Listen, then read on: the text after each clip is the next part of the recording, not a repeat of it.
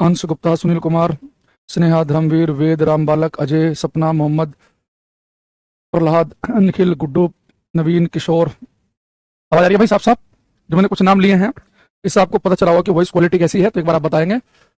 Done sir, ओ लोग के लिख रहे हैं। निखिल, हेमंत जी कुछ लिख रहे हैं, मुनव्वर, प्रहलाद, रवि, धर्मवीर, अनिल, श्वेता, नीलेश यादव, गौरव। काजल मैम केमिस्ट्री नहीं पढ़ा रही, तो काजल मैम से बात करो भाई। ललित, श्रीनाथ, सम्राट, Jacks, Hamendra, Sapna, Ravi, Aditya. Good morning, good morning, good morning, good morning everyone. चलो, हमने कल की क्लास में जाते हुए आपको डिफ्रैक्शन, विवर्तन के बारे में बताया था कि डिफ्रैक्शन क्या है, कि लाइट का बेंड हो जाना, लाइट का मुड़ जाना। तो लाइट की जो बेंडिंग होती है, लाइट जो मुड़ती है, कब? किसी स्लिट, छिद्र से पास करते समय या किसी अवरोध के किनारों पर। तो लाइट जा रही थी और स्लिट जो है, छिद्र जो है, अगर वो लाइट की वेवलेंथ, प्रकाश के तरंग दैर्ध्य के आसपास का हुआ, तो लाइट उससे पास करते समय बेंड हो जाती है, मुड़ जाती है। ये हमने आपको डिफ्रैक्शन बताया था, ठीक है। अब हम इंटरफेरेंस देखेंगे। इसकी डेफिनेशन वगैरह इतने काम की नहीं है, इससे मैं आपको 2-3 न्यूमेरिकल कराऊंगा, उन्हें आप जरूर देख लेना, ठीक है, ध्यान से। अब आप लिखेंगे इंटरफेरेंस ऑफ लाइट।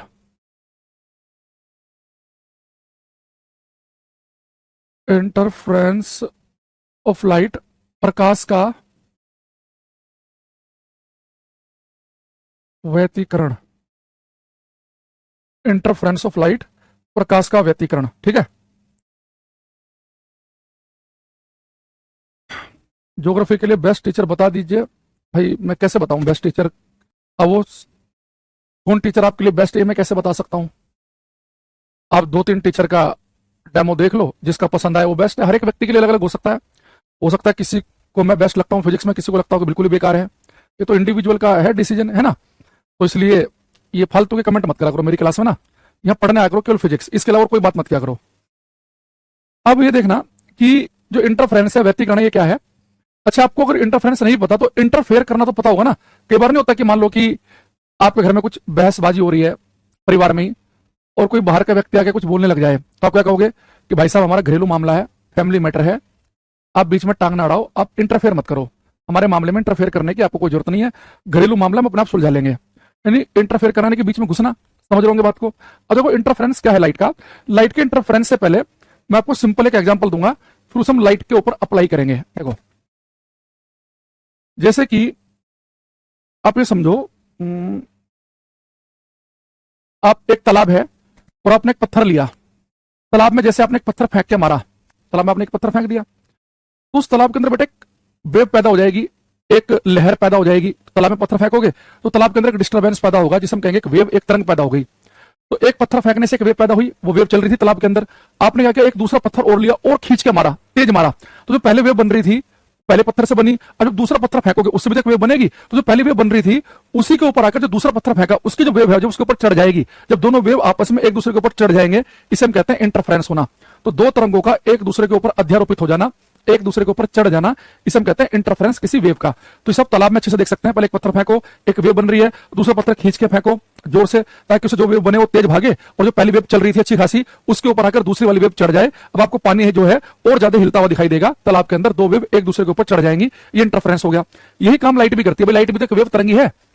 तो मान लो कि प्रकाश की एक तरंग जा रही है, आपने एक बल्ब जलाया उससे एक वेव निकली, एक बल्ब और जलाया उससे भी वेव निकली, तो प्रकाश की दो तरंगों का एक दूसरे के ऊपर अध्यारोपित हो जाना, एक दूसरे के ऊपर चढ़ जाना, इसे हम कहते हैं इंटरफेरेंस।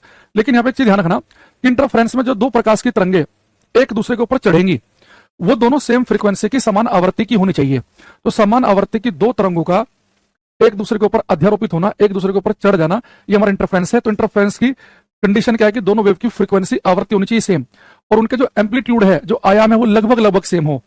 एग्जैक्ट सेम हो जाए तो मजा आ जाएगा, लेकिन अगर एग्जैक्ट सेम भी नहीं है तो लगभग आसपास का ही हो। जैसे मान लो मेरे पास में एक वेव है, एक तरंग है, ठीक है। ये वेव वाला चैप्टर अगर आपकी क्लास में जब पढ़ाऊंगा तो आपको ज्यादा डिटेल में बताऊंगा वहां पे। ये बेटा होता है एम्पलीट्यूड आयाम। जैसे मान लो कि मैं लिख रहा हूं A1 से A1, तो जो दूसरी वेव है तो उसका एम्पलीट्यूड भी इसके आसपास की होना चाहिए। ऐसा नहीं हो कि दूसरी वेव का एम्पलीट्यूड इतना ज्यादा या दूसरी वेव का एम्पलीट्यूड इतना कम, तो एम्पलीट्यूड जो है इसके आसपास से कहीं हो, एग्जैक्ट इसके पास कहीं हो जाए तो फिर तो बढ़िया ही है। तो दो प्रकाश तरंगों का जिनकी आवृत्ति सेम है, फ्रीक्वेंसी सेम है और एम्पलीट्यूड लगभग एक जैसा है, उनका एक दूसरे के ऊपर अध्यारोपित होना, चढ़ जाना, उसे हम क्या कहेंगे, उसे हम कहेंगे इंटरफेरेंस ऑफ लाइट, प्रकाश का व्यतिकरण। तो आप इसकी डेफिनेशन लिख लेते हैं, फिर से न्यूमेरिकल के लिए जो चीजें होंगी वो हम ध्यान से समझेंगे। यहां पे लिखेंगे द सुपरपोजिशन ऑफ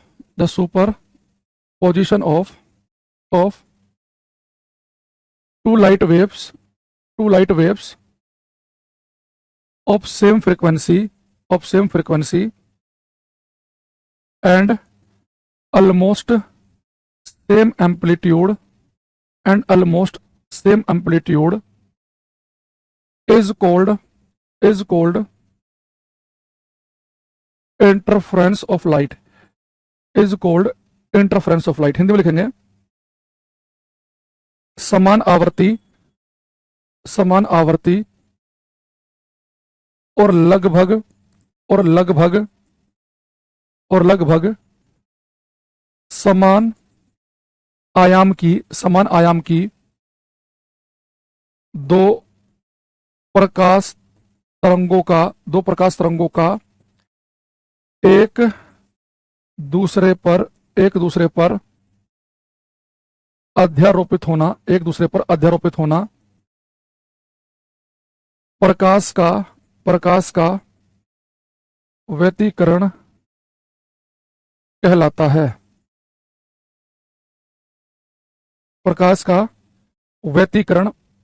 है। ठीक है, तो समान आवर्ती और लगभग समान आयाम की दो प्रकाश तरंगों का एक दूसरे पर अध्यारोपित होना, यह क्या कहलाता है, हमारा प्रकाश का व्यतिकरण, इंटरफेरेंस ऑफ लाइट। ठीक, अच्छा, अब इसमें दो केस आपको समझने हैं, ये हमारे न्यूमेरिकल में हेल्प करेंगे। और न्यूमेरिकल में इसमें एक ही वैरायटी का न्यूमेरिकल आता है, दोनों क्या कहलाता है, हमारा प्रकाश का व्यतिकरण, इंटरफेरेंस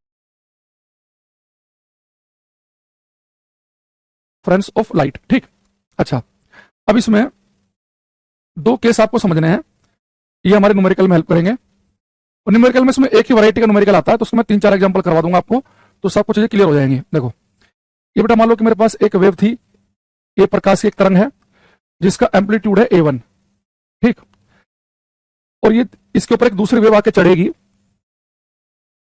जिसका एम्पलीट्यूड जो है उसे थोड़ा सा ऊपर बना देते हैं हम, एक दूसरी वेव ये है। ठीक है,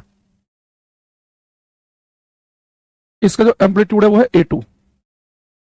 ये दोनों वेव अगर, यानी कि यहां पे एक प्रकाश की तरंग ये है, एक ये, लेकिन ये प्रकाश की तरंगें ऐसे गिर रही हैं कि इसका जो ऊपर वाला हिस्सा है ना, वो इसके ऊपर वाले हिस्से पर जाकर ही गिर रहा है। ध्यान समझना बात को, कि एक मेरे पास में एक वेव थी है, जो दूसरी वेव इसके ऊपर आकर चढ़ेगी, इसका ऊपर वाला हिस्सा जिसे हम कहते हैं क्रस्ट, सरंग, तो इसका जो क्रस्ट है, ऊपर वाला हिस्सा जो है, इसके ऊपर वाले हिस्से पर आकर ही गिरे। जैसे मान लो, एक केस तो ये हो सकता है कि मैं से यहां पे 2 कलर से दिखा दूंगा तो आप समझ जाओगे। मान लो कि पहले वाली वेव तो ये है, ठीक, और जिसका एम्पलीट्यूड कितना है A1। अब ये दूसरे वाली है, तो इसका क्रस्ट इसके क्रस्ट पे ही गिरे, इसका ऊपर वाला हिस्सा इसके ऊपर वाले हिस्से पे ही गिरे।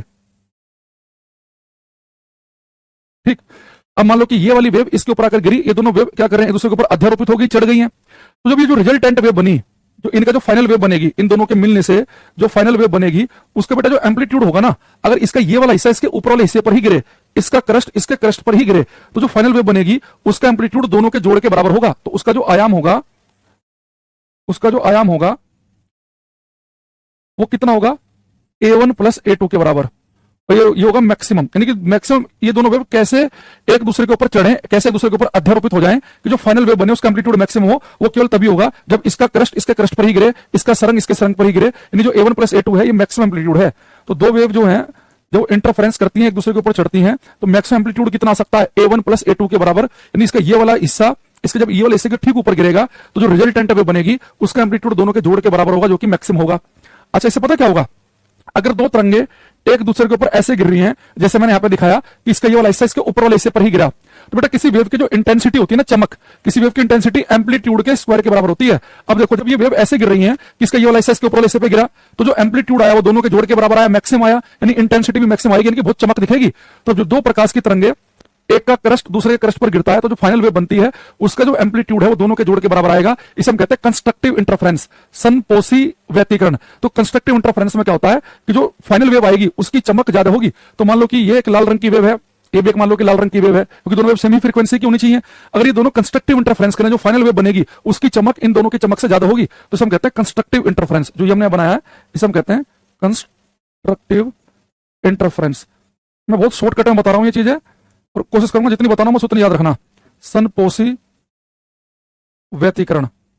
तो कंस्ट्रक्टिव इंटरफेरेंस में क्या होगा कि जो रिजल्टेंट वेव बनेगी उसका एम्पलीट्यूड मैक्सिमम होगा और वो किसके बराबर होगा, A1 प्लस A2 के बराबर। तो दोबारा समझना, मेरे पास मान लो कि एक प्रकाश की तरंग ये थी, एक प्रकाश की तरंग ये है, दोनों की फ्रीक्वेंसी आवृत्ति एग्जैक्ट सेम होनी चाहिए, लगभग सेम नहीं चलेंगे, यहाँ पे एग्जैक्ट सेम होनी चाहिए। एम्पलीट्यूड लगभग लगभग सेम सही है, तो इसका एम्पलीट्यूड A1, इसका A2, इसका ये वाला इससे, इसके वाला इससे पे गिरा, तो अब जो यहाँ से जो फाइनल वेव बनेगी उसका एम्पलीट्यूड दोनों के एम्पलीट्यूड के सम के बराबर होगा, यानी ये ज्यादा चमक वाली वेव होगी। ठीक, लेकिन अगर ऐसा हो जाए, ये तो केस फर्स्ट हो गया, लेकिन ऐसा भी तो हो सकता है, ऐसा भी हो सकता है कि मान लो मेरे पास एक वेव ये थी, इनकी बहुत चमक दिखेगी, तो जो दो प्रकाश की तरंगे एक का क्रस्ट दूसरे के क्रस्ट पर गिरता है, तो जो फाइनल वेव बनती है उसका जो एम्पलीट्यूड है वो दोनों के जोड़ के बराबर आएगा। इसे हम कहते हैं कंस्ट्रक्टिव इंटरफेरेंस, सनपोषी व्यतिकरण। तो कंस्ट्रक्टिव इंटरफेरेंस में क्या होता है कि जो फाइनल वेव आएगी उसकी चमक ज्यादा होगी। तो मान लो कि ये एक लाल रंग की वेव है, ये भी एक मान लो कि लाल रंग की वेव है, क्योंकि दोनों वेव सेमी फ्रीक्वेंसी की होनी चाहिए। अगर ये दोनों कंस्ट्रक्टिव इंटरफेरेंस करें, जो फाइनल वेव बनेगी उसकी चमक इन दोनों की चमक से ज्यादा होगी, तो इसे हम कहते हैं कंस्ट्रक्टिव इंटरफेरेंस। जो ये हमने बनाया है इसे हम कहते हैं कंस्ट्रक्टिव इंटरफेरेंस। मैं बहुत शॉर्टकट में बता रहा हूं ये चीजें और कोशिश करूंगा जितनी बताना मैं उतनी याद रखना। सनपोषी व्यतिकरण। तो कंस्ट्रक्टिव इंटरफेरेंस में क्या होगा कि एम्पलीट्यूड मैक्सिमम होगा और वो किसके बराबर होगा, मेरे पास मान लो कि एक प्रकाश की तरंग ये थी, एक प्रकाश की तरंग ये है, दोनों की फ्रीक्वेंसी आवृत्ति एग्जैक्ट सेम होनी चाहिए, लगभग सेम नहीं चलेंगे, यहाँ पे एग्जैक्ट सेम होनी चाहिए। एम्पलीट्यूड लगभग लगभग सेम सही है, तो इसका एम्पलीट्यूड A1, इसका A2, इसका ये वाला इससे, इसके वाला इससे पे गिरा, तो अब जो यहां से जो फाइनल वेव बनेगी उसका एम्पलीट्यूड दोनों के एम्पलीट्यूड के सम के बराबर होगा, यानी ये ज्यादा चमक वाली वेव होगी। ठीक, लेकिन अगर ऐसा हो जाए, ये तो केस फर्स्ट हो गया, लेकिन ऐसा भी तो हो सकता है, ऐसा भी हो सकता है कि मान लो मेरे पास एक वेव ये थी जिसकी फ्रीक्वेंसी F है, एम्पलीट्यूड है A1। ठीक, एक दूसरी वेव है,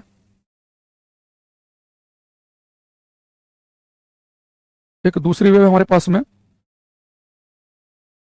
इसकी फ्रीक्वेंसी भी F है और एम्पलीट्यूड है इसका A2, लगभग इसके आसपास का ही। अब बेटा इस बार क्या हो कि ये वाली वेव जब इसके ऊपर गिरे तो इसका जो नीचे वाला हिस्सा कहते हैं हम गरत, ट्रफ, तो ट्रफ जो है ना वो क्रस्ट पे जाके मिले। ऐसा ना हो कि इसका क्रस्ट इसके क्रस्ट पे मिल रहा है। इससे पहले क्या हुआ था कि इसका क्रस्ट इसके क्रस्ट पे ही गिर रहा था, इसका सरंग इसके सरंग पे ही गिर रहा था। अब ये कैसे आपस में मिल रही है, अब ये कुछ ऐसे मिल रही है। मैं फिर से सेम कलर से दिखा देता हूं, दो कलर से। पहली वेव तो ये थी और दूसरी वेव जो है उसका जो गरत है वो यहां पे आके गिर रहा है, क्रस्ट क्रस्ट पे नहीं गिर रहा। अब जो फाइनल वेव बनेगी इसका जो एम्पलीट्यूड होगा वो दोनों के डिफरेंस के बराबर होगा। तो जितना इसका था उसमें से इसका वाला एम्पलीट्यूड घटा देंगे तो इसके वाला जो आएगा वो उसके डिफरेंस के बराबर आएगा। यानी यहाँ पे जो एम्पलीट्यूड आएगा वो आएगा A1 माइनस A2 के, तो ये होगा मिनिमम एम्पलीट्यूड। तो मिनिमम एम्पलीट्यूड कितना होता है, A1 माइनस A2। अब दोबारा समझना, जब दो तरंगे व्यतिकरण करती हैं, अगर ऐसा हो कि इसका गरत इसके क्रस्ट पे जाके गिरे तो इसे हम कहते हैं डिस्ट्रक्टिव इंटरफेरेंस, विनाशी व्यतिकरण। विनाशी, डिस्ट्रक्टिव इंटरफेरेंस, विनाशी व्यतिकरण। तो विनाशी क्यों है, यहां विनाश क्यों हो रहा है, ये विनाशी व्यतिकरण इसलिए है क्योंकि यहां पे जो फाइनल वेव बनेगी उसका आयाम, उसका एम्पलीट्यूड तो दोनों के डिफरेंस के बराबर है, और किसी वेव की जो इंटेंसिटी है, जो उसकी तीव्रता है, जो चमक है, वो एम्पलीट्यूड के स्क्वायर के समानुपाती होती है। अगर एम्पलीट्यूड कम हो गया तो चमक बहुत ही कम आएगी। तो हमारे पास में दोबारा समझेंगे, अगर वो आपसे कहे कि दो तरंगे जो हैं वो एक दूसरे के ऊपर अध्यारोपित हो रही हैं, इंटरफेरेंस कर रही हैं, तो मैक्सिमम एम्पलीट्यूड कितना हो सकता है, दोनों के जोड़ के बराबर। ये होता है कंस्ट्रक्टिव इंटरफेरेंस में, सनपोषी व्यतिकरण में। बस एक ही लाइन याद रखनी है कि मैक्सिमम एम्पलीट्यूड दोनों के जोड़ के बराबर होगा, A1 प्लस A2, यानी पहली वेव का एम्पलीट्यूड प्लस दूसरी वेव का एम्पलीट्यूड को जोड़ देंगे तो जो रिजल्टेंट वेव है, जो फाइनल वेव है, उसका जो आयाम बनेगा, तो maximum amplitude A1 plus A2 होता है। एक कंस्ट्रक्टिव इंटरफेरेंस में बनता है। और मिनिमम क्या होता है, A1 डिफरेंस A2, दोनों का डिफरेंस। बड़े में से छोटे वाला घटा देना, तो जो मिनिमम होगा वो दोनों के डिफरेंस के बराबर होगा। ये होगा डिस्ट्रक्टिव इंटरफेरेंस में, विनाशी व्यतिकरण में।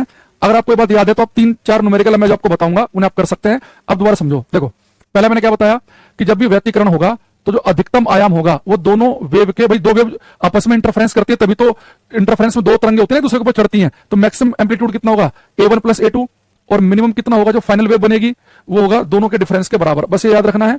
और एक आपको याद रखना है कि किसी भी वेव की जो इंटेंसिटी है वो आयाम के स्क्वायर के समानुपाती होती है। अगर ये बात आपको याद है, अब आप सारे क्वेश्चन कर सकते हैं। मैं 1 बाय 1 आपको दिखा रहा हूं। एक मैं पहले आपको समझा दूंगा, फिर 2 आपको खुद से करने पड़ेंगे, ठीक है। एक समझाया जाएगा, बाकी 2 आप करो। ये क्वेश्चन देखो, ये कह रहा है कि मेरे पास में कह रहा है कि ratio of intensity of two wave, दो वेव हैं, पहली वेव और दूसरी वेव की जो इंटेंसिटी का रेशियो है, पहली वेव और दूसरी वेव की इंटेंसिटी का रेशियो है 1:9, दो तरंगे हैं। What will be the ratio of maximum intensity to minimum intensity if these wave interferes, दो तरंगों की तीव्रता का अनुपात 1:9 है, यदि वे तरंगे आपस में टकराती हैं तो अधिकतम तीव्रता और न्यूनतम तीव्रता का अनुपात बताइए। तो कह रहा है कि मैक्सिमम इंटेंसिटी और मिनिमम इंटेंसिटी का रेशियो बताइए। आप केवल ऑप्शन देकर क्वेश्चन करो। तो मान लो जो मैंने आपको बताया, आपको कुछ भी नहीं पता, तो केवल ऑप्शन देकर आप ये क्वेश्चन करो। मान लो कुछ भी नहीं पता है तो केवल ऑप्शन से कर सकते हैं आप। ये बताओ क्या आंसर होगा इसका।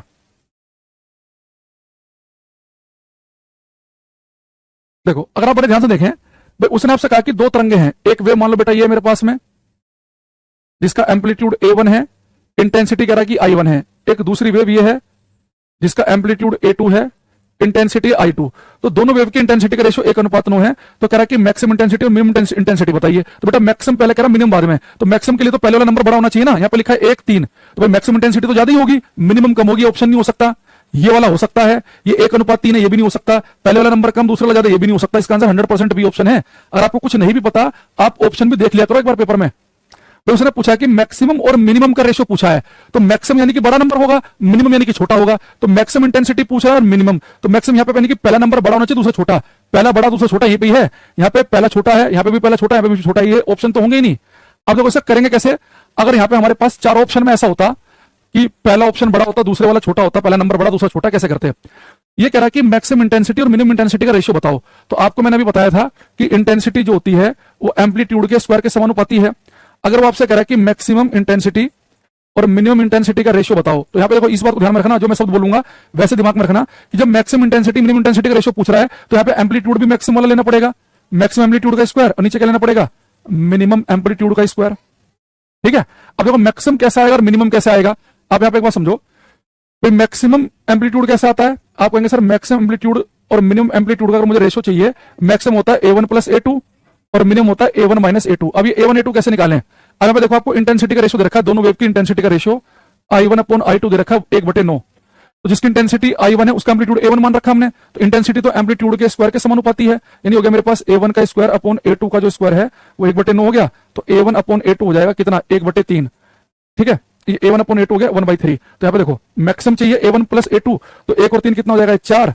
और यहाँ पे डिफरेंस निकालेंगे, 3 में से 1 गया तो 2, यानी कितना बनेगा, 2 दूनी 4, 2 एकम 2, यानी कि मैक्सिमम और मिनिमम जो है उसका रेशियो 2:1 आ गया। तो यहाँ पे तो मुझे स्क्वायर चाहिए, तो 4:1 आंसर आ जाएगा, 4:1। अब हो सकता है कि बहुत सारे बच्चों को समझ में ना आया हो, ये मैं दोबारा बता देता हूं, ध्यान समझना। मैं से पूरा मिटा के दोबारा कर देता हूं। देखो से पूरे को मिटा देते हैं, दोबारा समझाते हैं आपको। तो सबसे पहले को जब भी पेपर में क्वेश्चन आएगा 99% क्या पूछेगा आपसे, वो ये कहेगा कि मैक्सिमम इंटेंसिटी और मिनिमम इंटेंसिटी का रेशियो बताओ। तो जैसे इंटेंसिटी तो एम्पलीट्यूड के स्क्वायर के समानुपाती है। अगर मैक्सिमम इंटेंसिटी चाहिए तो एम्पलीट्यूड भी मैक्सिमम वाला लेना पड़ेगा, यानी कि मैक्सिमम इंटेंसिटी और मिनिमम इंटेंसिटी का आपको रेशियो चाहिए। तो अगर इंटेंसिटी मैक्सिमम है तो एम्पलीट्यूड भी मैक्सिमम वाला होना चाहिए, तो मैक्सिमम एम्पलीट्यूड का स्क्वायर, नीचे आएगा मिनिमम एम्पलीट्यूड का स्क्वायर। आप कहेंगे सर यहाँ तक कोई दिक्कत नहीं है, अभी मैक्सिमम और मिनिमम कैसे निकाले। भाई आपको पता है कि मैक्सिमम एम्पलीट्यूड कितना होता है, A1 + A2, यानी इसका स्क्वायर करना पड़ेगा, और मिनिमम क्या होता है, A1 डिफरेंस A2, इसका स्क्वायर करना पड़ेगा। यहां तक तो आप कर लोगे। अब आपको A1 A2 कैसे निकालेंगे, जो आपको वैल्यू दे रखी है इससे निकलेगा। ये दोनों की इंटेंसिटी का रेशियो है 1:9। तो इंटेंसिटी होती है एम्पलीट्यूड के स्क्वायर के समानुपाती। अगर I1 है तो यहाँ पे A1 का स्क्वायर आएगा, नीचे A2 का स्क्वायर आएगा, 1/9। यहाँ पे आ जाएगा ये A1/A2 आ जाएगा 1/3। ठीक है, तो बस आप देख लो, 3 और 1 4। अगर मैं यहाँ पे निकालूं A1 + A2 और A1 - A2 निकालूं तो 4 और ये 2, यानी कि कितना आ जाएगा, 2:1। ये A1 + A2, A1 - A2 मेरे पास 2:1 आ गया, तो इसका स्क्वायर करेंगे, A1 + A2 का 2 का स्क्वायर 4, यहाँ पे 1 का स्क्वायर 1, तो 4:1 आंसर आ जाएगा। मैं भी आपको 2 क्वेश्चन और करने के लिए दूंगा। हाँ, AWTP वालों को जरूर करना भाई, ये किधरे सली। ठीक, अब ये जो मैंने आपको बताया है इसी चीज को आप अप्लाई करो इस वाले क्वेश्चन में। इसे बेटा ऑप्शन एलिमिनेशन से नहीं कर सकते, सब में पहला नंबर बड़ा है, दूसरा छोटा, पहला बड़ा तो छोटा, पहला बड़ा तो छोटा, यहां पे आपको सोल्व करना ही पड़ेगा। तो पेन हाथ में रखो और कॉपी। इसने क्या बोला है, दो प्रकाश तरंगों की तीव्रताओं का अनुपात 25-16 है। तो दो प्रकाश तरंग है, पहले की तीव्रता I1 है, दूसरे की I2 अगर मैं मान लूं तो अनुपात है 25-16 का। कह रहा है कि व्यतिकरण करती है परिणामी पैटर्न के उच्चिष्ट और निम्निष्ट की तीव्रताओं का अनुपात, यानी कि मैक्सिमम, उच्चिष्ट यानी कि मैक्सिमम, निम्निष्ट यानी कि मिनिमम। तो मैक्सिमम तीव्रता और मिनिमम तीव्रता, मैक्सिमम इंटेंसिटी और मिनिमम इंटेंसिटी का रेशियो पूछा है। जैसे पहला था क्वेश्चन वही है, बस वैल्यू चेंज कर दी उसने। कह रहा लास्ट में क्यों करा, अरे भाई लास्ट में इसलिए किया ना स्क्वायर, यहाँ देखो ना, इंटेंसिटी तो एम्पलीट्यूड के स्क्वायर के स्क्वायर है, मैक्सिमम कैसे आता है a1 प्लस ए टू, ऊपर स्क्वायर भी तो है, ये मिनिमम का आता है a1 डिफरेंस a2 का स्क्वायर। तो हमने तो वहां पे केवल a1 plus a2 a1 minus a2 निकाला था, तो यहाँ पे जब मैक्सिमम इंटेंसिटी मिनिमम इंटेंसिटी का रेशियो निकालेंगे तो स्क्वायर करना पड़ेगा, क्योंकि यहाँ पे स्क्वायर है ना फॉर्मूले में। अब मेरे पास में कुछ आंसर आ रहे हैं भाई, तुमने तो जल्दी कैसे कर लिया, तो ट्राई तो करो इसे। कोई डी बता रहा है, कोई कुछ बता रहा है, तुक्केबाजी मत करो। एक तो इसमें देखो, आपको स्टेप वाइज स्टेप चलना है। सबसे पहले देखो कि पूछ क्या रहा है। इंटेंसिटी जैसे देखा आपने, साइड में लिख लिया, इंटेंसिटी आयाम के वर्ग के एम्पलीट्यूड के स्क्वायर के समानुपाती है। तो मैक्सिमम इंटेंसिटी पूछ रहा है, इसका मतलब क्या हो गया, यहां पे एम्पलीट्यूड भी मैक्सिमम वाला ही लेना पड़ेगा, मैक्सिमम का स्क्वायर, या मिनिमम इंटेंसिटी है, मिनिमम का ही स्क्वायर लेना पड़ेगा। ठीक है, मैक्सिमम इंटेंसिटी कैसे आती है, a1 प्लस a2, स्क्वायर तो हैवी स्क्वायर कर देंगे। मिनिमम कैसे आती है, a1 डिफरेंस a2। अब यहां तक तो सेम चल रहा है मामला। अब मुझे ये a1 plus a2 a1 minus a2 कैसे आएंगे, यहां देखो i1 अपॉन i2 कितना दे रखा है उसने, 25 16, और यहाँ पे i1 है, यानी कि यहाँ पे a1 का स्क्वायर a2 का स्क्वायर, क्योंकि इंटेंसिटी जो है वो एम्पलीट्यूड के वर्ग के समानुपाती है, ये हो गया 25 16। तो अगर इसका रूट लेंगे तो a1 a2 कितना हो जाएगा, 5 4। तो a1 प्लस a2 और a1 डिफरेंस a2 निकालो, तो 5 और 4 9, 5 में से गया तो यानी कितना गया, 9 अनुपात 1 आ गया। लेकिन 9 अनुपात 1 किसकी वैल्यू आई, a1 plus a2 upon a1 minus a2 क्या है, 9 अनुपात 1। तो जल्दीबाजी में 9 अनुपात 1 पर टिक मत लगा देना, हमें तो ये निकालना है ना a1 प्लस a2। तो 9 का स्क्वायर कितना हो जाएगा, 81, 1 का स्क्वायर 1, यानी कि 81 अनुपात 1। तो डी आंसर बनेगा इसका। जो बच्चों ने डी लिखा उसका ठीक है, बाकी गलत है। ये शिव कुमार मीणा जी का डी सही है, विजय यादव का भी डी सही है, पूजा का भी डी सही है, बनेश कुमार बैरवा का डी सही है, आकाश गुप्ता का सही है, समर्पित का सही है, अनिल कुमार का भी ठीक है, मोनिका कुमारी का भी सही है, सनी ढाका का भी ठीक है, मिस रिया का भी सही है, सुनील अक्षय, अरे बहुत सारे बच्चों ने ठीक आंसर दिया इसका। मुझे ऐसी उम्मीद नहीं थी तुम लोग कि कर दोगे सही। ज्यादातर 2-3 बच्चों को मैंने गलत देखा है, अब पता नहीं आपने तुक्का मारा या सही में सोल्व किया, तो बढ़िया लगा मैं देख के। भाई देखो, आप ये समझ गए कि हमें से निकालना क्या है, हमें निकालना मैक्सिमम और मिनिमम इंटेंसिटी, उच्चतम और निम्नतम तीव्रताओं का अनुपात। तो जब मैक्सिमम इंटेंसिटी पूछेगा तो एम्पलीट्यूड भी मैक्सिमम का स्क्वायर, यहाँ पे आ गया मिनिमम का स्क्वायर, मैक्सिमम के लिए दोनों का जोड़ के स्क्वायर कर देंगे, और यहाँ पे मिनिमम के लिए दोनों का डिफरेंस लेंगे, यहाँ स्क्वायर तो यहाँ भी स्क्वायर कर देंगे। अब मुझे देखा कि इंटेंसिटी का रेशियो 25 16, अगर यहाँ पे i1 है तो a1 का स्क्वायर a2 का स्क्वायर 25 16, a1 a2 हो गया 5 4, जो दोनों का जोड़ आएगा 9, डिफरेंस आएगा 1, तो 9 अनुपात 1, तो 9 का स्क्वायर 81, यहाँ पे 1। तो बहुत सारे बच्चे गलती करते हैं, बी पे टिक लगा देते हैं। आपकी क्लास में एक आध बच्चे ने ही बी लिखा है, जैसे अंकुश पांडे का मुझे बी दिखाई दे रहा है, बाकी सबका ठीक है। सनी ढाका कह रहे हैं उन्होंने सोल्व किया है, गुड्डू कह रहे हैं उनसे मिस्टेक हो गया। कोई नहीं, एक ऑप्शन मैं आपको और दे रहा हूं, इज्जत बचाने का एक लास्ट मौका और मिलेगा भी आपको। इसे भी आप ऑप्शन एलिमिनेशन से नहीं कर सकते, इसे भी सोल्व ही करना पड़ेगा। दो व्यतिकारी तरंगों की तीव्रता का अनुपात 9 4 है। मैं बता रहा हूं 99.99% वो मैक्सिमम और मिनिमम इंटेंसिटी का रेशियो ही पूछेगा, और अलग अलग वेव की इंटेंसिटी का रेशियो दे देगा, और फिर पूछेगा कि इंटरफेरेंस के बाद मैक्सिमम और मिनिमम का रेशियो बताओ। कॉम्पोनेंटो और डिविडेंटो सभी कर सकते हैं, बिल्कुल सही कह रहा है ये।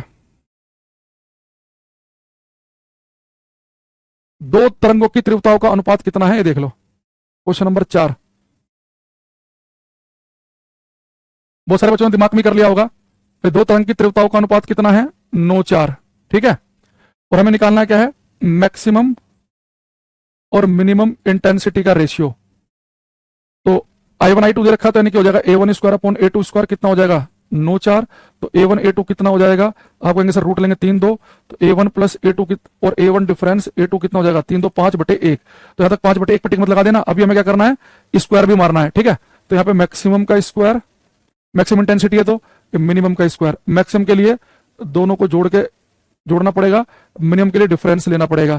तो 5 का स्क्वायर 25, डिफरेंस 1, 25 अनुपात 1 आंसर आएगा, यानी कि ए ऑप्शन है। इसका भी आंसर मैं देख रहा था, मेरे करने से बहुत पहले ही आप लोग ए ही लगा रहे थे। नीलेश, हेमंत, मोनिका, समर्पित, खुशरुद्दीन, अंकुश पांडे का भी ठीक हो गया इस बार, अनिल कुमार, सनी ढाका, प्रियंका कुमारी, मोनिका, शिव कुमार, सुषमा, तरुण कुमार, सबका ठीक है। एक आध दो तरंगे होंगी, उन तरंगों की इंटेंसिटी का रेशियो दे देगा, कुछ भी दे देगा रेशियो, है ना।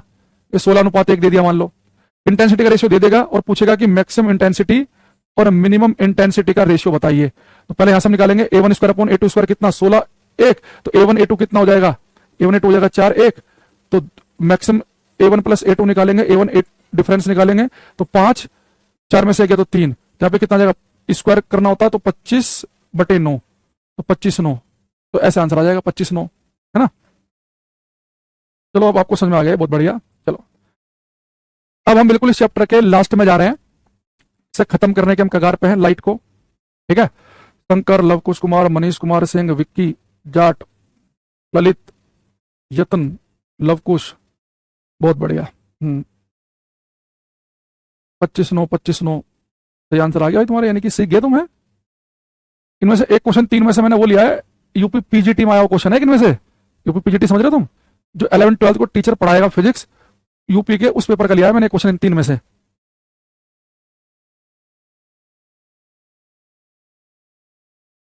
मिनिमम टू मैक्सिमम भी पूछ सकता हूं, उसमें क्या है। अब लिखेंगे यहाँ पे हम, नेचर ऑफ लाइट, प्रकाश की प्रकृति। जब मैं 10th क्लास में पढ़ाता था ना, ये कैरेविल पे ही 9th-10th में, तो 10th में जब मैं पढ़ाता था बच्चों को लाइट वाला चैप्टर, तो मैं जनरली यहां से स्टार्ट होता था, मतलब थोड़ा सा रेफरेंस यहां से शुरू करते थे हम, फिर आगे बढ़ते थे, क्योंकि वहां सब्जेक्टिव पेपर है तो वहां पढ़ने का तरीका अलग होता है, वहां पे आपको पूरी कॉपी भरनी है। यहाँ ऑब्जेक्टिव क्वेश्चन होते हैं, पढ़ने का तरीका अलग होता है। ठीक है, चलो अब आप लोग की कोई आपसे पूछे कि भाई लाइट जो है, प्रकाश जो है, इसका नेचर कैसा है, लाइट का नेचर, तो बोलेंगे सर प्रकाश जो है, इसकी जो प्रकृति होती है, इसका जो नेचर है होता है ड्वेल नेचर। ड्वेल नेचर का मतलब है कि लाइट जो है, हिंदी में कहते हैं हम द्वैत प्रकृति। तो लाइट का जो नेचर है वो ड्वेल है। ड्वेल का मतलब ये है कि लाइट जो है ऐसे भी बिहेव करती है कि जैसे वो, जब लाइट चल रही हो तो आप ये भी मान सकते हैं कि जब लाइट चल रही है कि वेव ट्रैवल कर रही है, तरंगे चल रही हैं, और लाइट ऐसे भी बिहेव करती है, जब लाइट चल रही हो तो आप ये मान लो कि पार्टिकल्स भाग रहे हैं, कण भाग रहे हैं। तो लाइट का नेचर ड्वेल है, लाइट वेव और पार्टिकल दोनों की तरह बिहेव करती है। अब किसी थ्योरी को समझाते समय अगर लाइट को वेव मानकर हम इजीली समझा पाए तो लाइट को वेव मान लो, किसी थ्योरी को समझाते समय अगर मैं लाइट को पार्टिकल मान के इजीली समझा पाऊं तो पार्टिकल मान लो। तो लाइट वेव और पार्टिकल दोनों की तरह बिहेव करती है, इसके नेचर को हम बोलते हैं ड्वेल नेचर। यानी कि आप अपनी सुविधा के अनुसार, अगर आपका मन करे कि लाइट जब चल रही है तो वेव चल रही है तो वेव मान लो, लाइट चल रही है पार्टिकल भाग रहे हैं तो पार्टिकल मान लो, जो आपका मन करे वो आप कर सकते हैं। ठीक है, तो लाइट का जो नेचर है उसे हम कहते हैं ड्वेल नेचर, यानी लाइट वेव यानी कि तरंग और कण दोनों की तरह बिहेव करती है, वेव और पार्टिकल दोनों की तरह।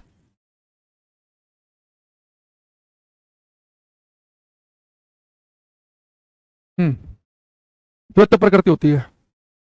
अब दिमाग में कर लेंगे, बहुत बढ़िया, दिमाग में कर लोगे तो बढ़िया दिमाग है तुम्हारा। एक बच्चा कह रहा है सर आप टी शर्ट में ज्यादा स्मार्ट लगते हैं, मतलब जो शर्ट खरीदी हमने, जो पैसा खर्च किया, सब फेंक दिया अभी ने। अब देखो, अब हमारे पास में लाइट जो है, इसका वेव नेचर भी है, पार्टिकल नेचर भी है।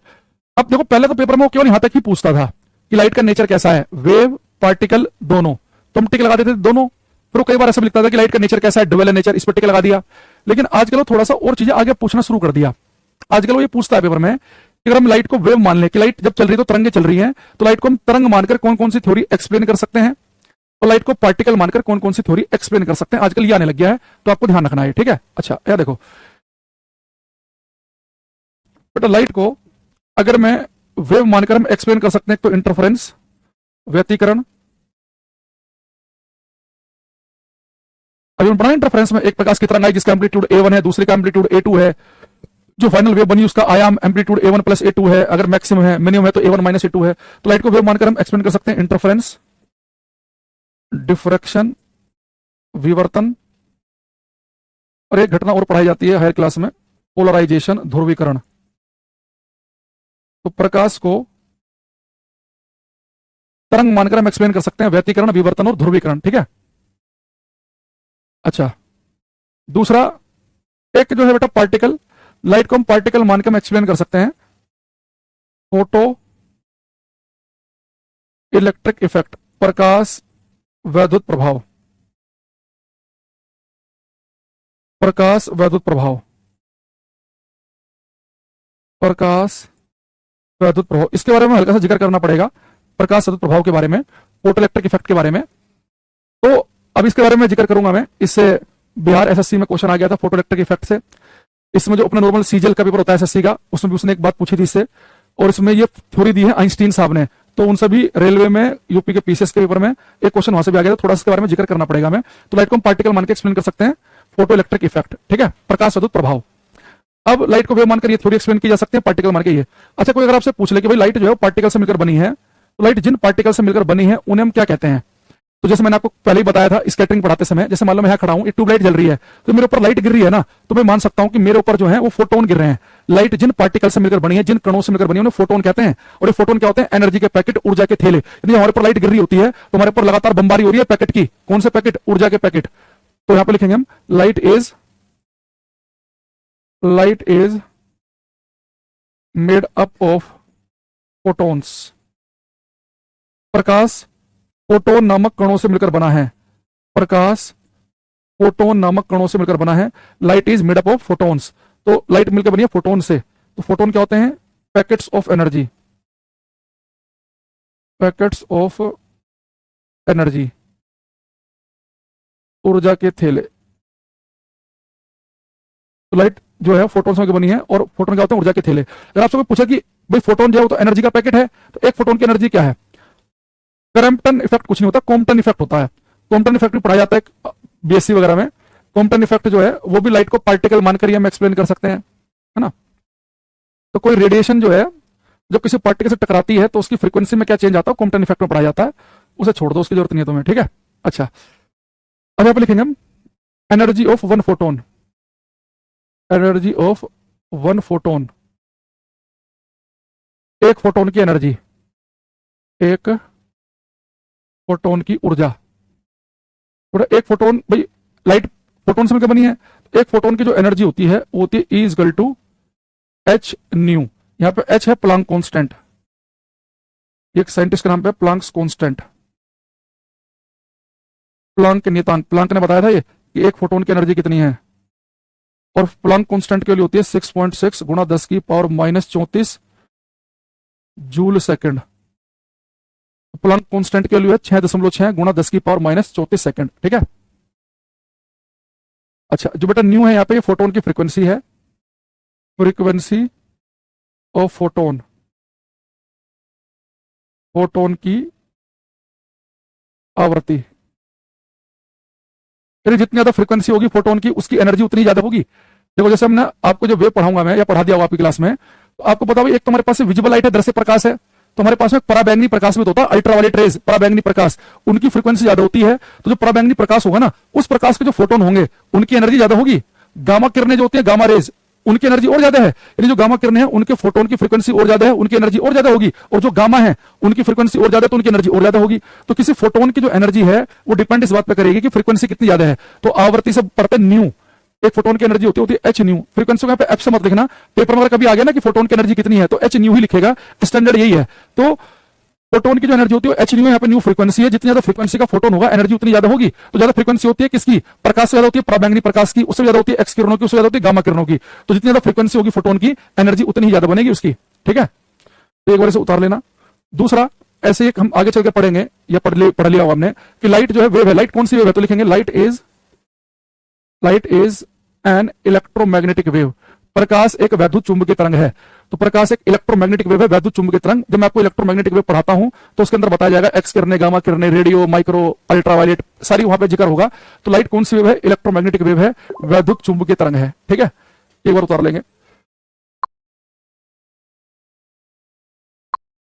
अब बेटा जो फोटो इलेक्ट्रिक इफेक्ट है, इसका मैं थोड़ा सा जिक्र क्लास के अंदर करना पड़ेगा। अब आप आ जाओ, देखो फोटो इलेक्ट्रिक इफेक्ट।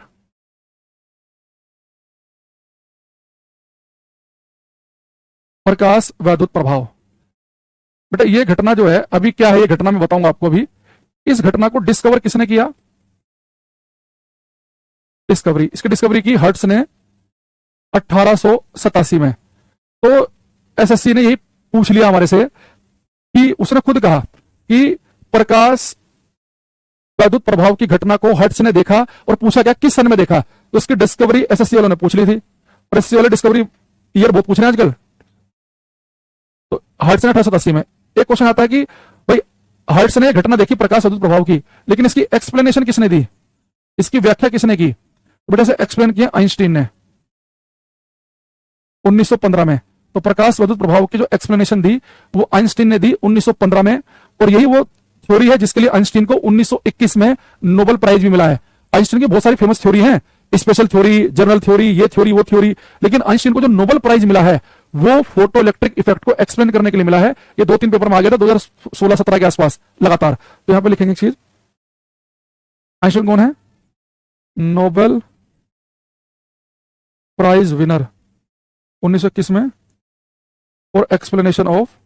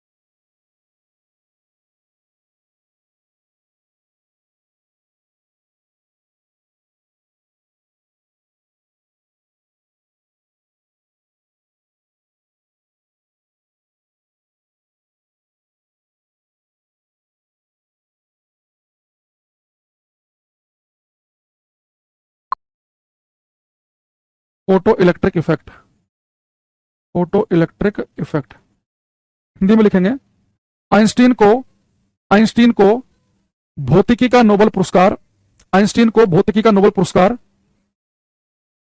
आइंस्टीन को भौतिकी का नोबेल पुरस्कार 1921 में प्रकाश वैद्युत प्रभाव की व्याख्या के लिए दिया गया था। आइंस्टीन को भौतिकी का नोबेल पुरस्कार, आइंस्टीन को भौतिकी का नोबेल पुरस्कार 1921 में प्रकाश वैद्युत प्रभाव की व्याख्या के लिए दिया गया था। तो नोबेल प्राइज मिला 1921 में और ये थ्योरी एक्सप्लेन की उसने 1915 में, ठीक है। तो 1921 में नोबेल प्राइज मिला। तो 1921 वाला जो नोबेल प्राइज था, जो 1921 के लिए जो अनाउंस किया गया था, वो नोबेल प्राइज मिला इन्हें और ये थ्योरी एक्सप्लेन की उसने 1915 में, ठीक है। तो 1921 में नोबेल प्राइज मिला। तो 1921 वाला जो नोबेल प्राइज था, जो 1921 के लिए जो अनाउंस किया गया था, वो नोबेल प्राइज मिला इन्हें और 1915 में थ्योरी एक्सप्लेन की थी। और हर्ट्ज जो है उन्होंने ये डिस्कवरी की 1887 में। अब फोटो इलेक्ट्रिक इफेक्ट है क्या ये, अब इस पर आते हैं। जिसको डिस्कवर किया हर्ट्ज ने और एक्सप्लेन किया आइंस्टीन ने। इसकी जो डेफिनेशन है फोटो इलेक्ट्रिक इफेक्ट की, बिहार के एसएससी में आ गई थी ये। देखो हर्ट्ज साहब ने क्या देखा 1887 में, 1887 में, कि अगर मेरे पास एक मेटल की, एक धातु की चादर हो, मतलब मैंने कोई मेटल की चादर ले ली, सिल्वर की, चांदी की ले ली, और इसके ऊपर अगर हम बहुत ही उच्च आवृत्ति का प्रकाश डाल दें, हाई फ्रीक्वेंसी का, जैसे कि पराबैंगनी प्रकाश, तो अगर फ्रीक्वेंसी अगर हाई होगी तो उस प्रकाश के जो अंदर फोटोन होंगे उनकी एनर्जी बहुत ही हाई होगी, यानी हाई एनर्जी वाले फोटोन टक्कर मारेंगे। तो उन्होंने कहा कि जब एक उच्च आवृत्ति का प्रकाश किसी धातु की चादर पर टकराते हैं, डाला जाता है, तो उस धातु की चादर से इलेक्ट्रॉन निकलने लगते हैं। इसी घटना को हम प्रकाश वैद्युत प्रभाव कहते हैं। कि डाला हमने प्रकाश है, भाई प्रकाश वैद्युत प्रभाव, फोटो इलेक्ट्रिक इफेक्ट को हिंदी में क्या बोलते हैं? प्रकाश वैद्युत प्रभाव। तो हमने क्या डाला? प्रकाश, लाइट डाली, फोटो यानी कि प्रकाश डाला हमने, प्रकाश, और मिले हमें इलेक्ट्रॉन। भाई हम पढ़ेंगे इलेक्ट्रॉन के चलने से तो करंट बनती है, इलेक्ट्रिसिटी इलेक्ट्रॉन के चलने से तो बनती है। तो डाला हमने प्रकाश और हमें कैसा प्रभाव मिला? इलेक्ट्रिक प्रभाव मिला, यानी इलेक्ट्रॉन मिल गए हमें। तो प्रकाश के डालने से आपको जो इलेक्ट्रॉन मिले तो उसे हम कहते हैं प्रकाश वैद्युत प्रभाव। लेकिन याद रखना कि किसी धातु की चादर पर हर प्रकार के प्रकाश से इलेक्ट्रॉन नहीं निकलेंगे। नॉर्मल जो लाइट है इससे इलेक्ट्रॉन नहीं निकलेंगे, उसके लिए हाई एनर्जी वाले फोटोन टकराने पड़ेंगे आपको, उच्च आवृत्ति वाले, यानी जिनकी एनर्जी काफी अच्छी खासी हो। तो एक पर्टिकुलर फ्रीक्वेंसी के बाद ही इलेक्ट्रॉन निकलने शुरू होते हैं। यानी कि आप कहोगे नहीं मैं तो ये बल्ब जला के इलेक्ट्रॉन निकाल लूंगा, उससे नहीं निकलेंगे। क्या आप लिखेंगे हम, the emission of electron, the emission of electrons from A metal surface when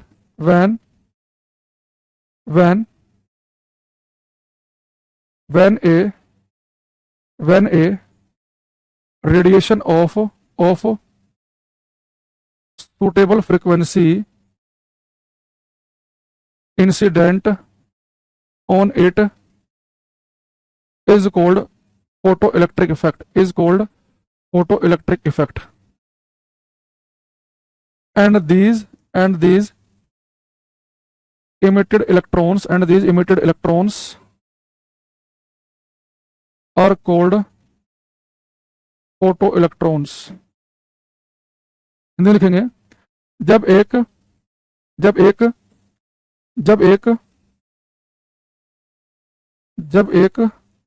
उपयुक्त आवर्ती की विकिरण किसी धातु की चादर से, जब एक उपयुक्त आवर्ती की विकिरण किसी धातु की चादर से टकराती है तो इससे इलेक्ट्रॉन निकलने लगते हैं। यह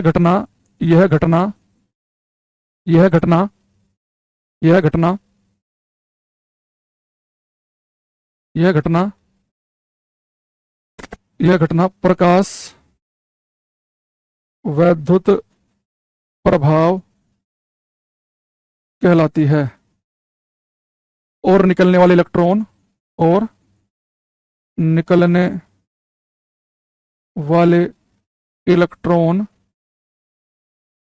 फोटो इलेक्ट्रॉन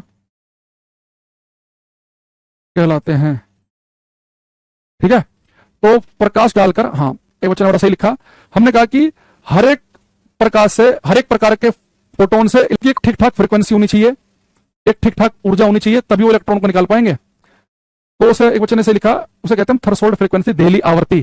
तो वो फ्रीक्वेंसी जिससे नीचे इलेक्ट्रॉन ना निकल पाए वो थ्रेशोल्ड फ्रीक्वेंसी है। थ्रेशोल्ड फ्रीक्वेंसी से अगर कम फ्रीक्वेंसी रह गई, देहली आवृत्ति से कम आवृत्ति रह गई, तो एनर्जी भी कम होगी, फोटोन की इलेक्ट्रॉन निकाल ही नहीं पाएंगे। खैर आपको इतना ज्यादा डिटेल में जाना नहीं है, आपको सीधा याद रखना है कि प्रकाश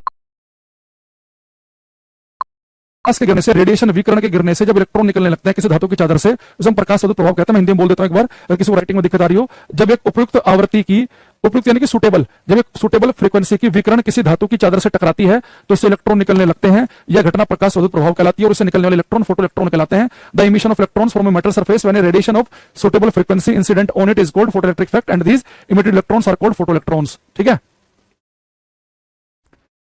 आई बात समझना? तो ये आपको अपना लिखना है। चलो भाई, अब कल की क्लास में हम स्टार्ट कर देंगे मंडे से लेंस एंड मिरर। तो जब ये लेंस और मिरर खत्म हो जाएंगे फिर हमारा पूरा ऑप्टिक्स खत्म हो जाएगा। अभी हमने लाइट पार्ट खत्म कर लिया कि लाइट की क्या क्या प्रॉपर्टियां, रिफ्रैक्शन है ना, अपवर्तन, स्कैटरिंग, रिफ्लेक्शन, परावर्तन, ये सब पढ़ लिया हमने। अब हम क्या करेंगे, कनकेव और कॉन्वेक्स मिरर हमारे बचे हैं। प्लेन तो हम पहले ही पढ़ चुके हैं, तो हम कनकेव और कॉन्वेक्स, अवतल उत्तल दर्पण पढ़ेंगे, अवतल उत्तल लेंस पढ़ेंगे, आई डिफेक्ट पढ़ेंगे, आंख की बीमारियां पढ़ेंगे, और उसके बाद हम ये पूरा का पूरा हमारा बड़ा ऑप्टिक्स चैप्टर समाप्त हो जाएगा। ठीक है, चलो आज इतना रखते हैं, बाकी मिलते हैं नेक्स्ट क्लास में।